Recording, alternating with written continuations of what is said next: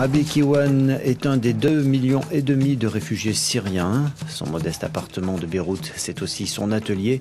C'est là qu'il travaille et qu'il crée avec une bouteille en plastique et des gestes rapides.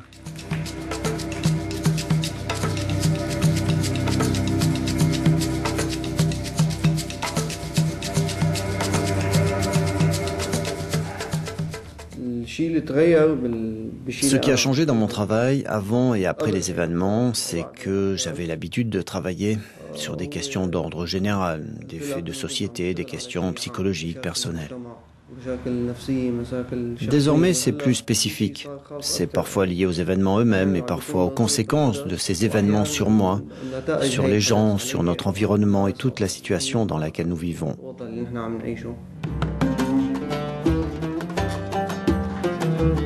Fadi Al-Amhoui vit lui aussi à Beyrouth et il vient de Damas.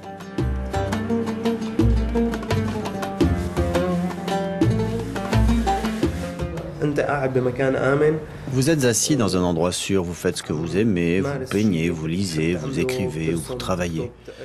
Et vous entendez ce son, qui est simplement le son de quelqu'un qui meurt quelque part.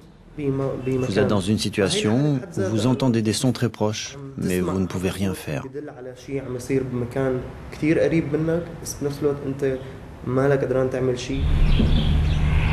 Ragad Mardini s'est installée dans la capitale libanaise. En 2012, elle a fondé une résidence d'artistes dans une petite ville du Mont-Liban.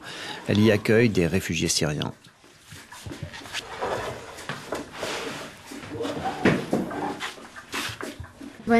Quand ils arrivent de Syrie, ils sont très fatigués, très épuisés, très pessimistes. Ils sont déprimés, ils arrivent à peine à voir l'horizon. Tout n'est que débris, peur, désespoir, souffrance.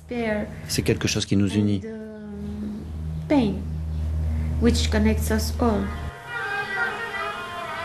Sami Daoud est un critique d'art syrien et un directeur de galerie qui vit dans le Kurdistan irakien.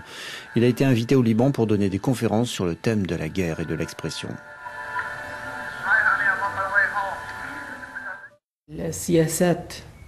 Les politiques qui interfèrent avec la situation en Syrie vénèrent la violence.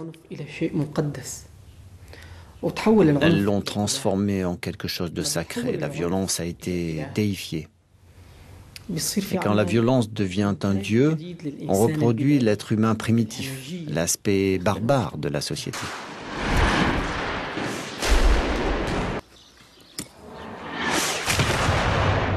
Ce qui défend la société dans ce cas, c'est l'art sous toutes ses formes.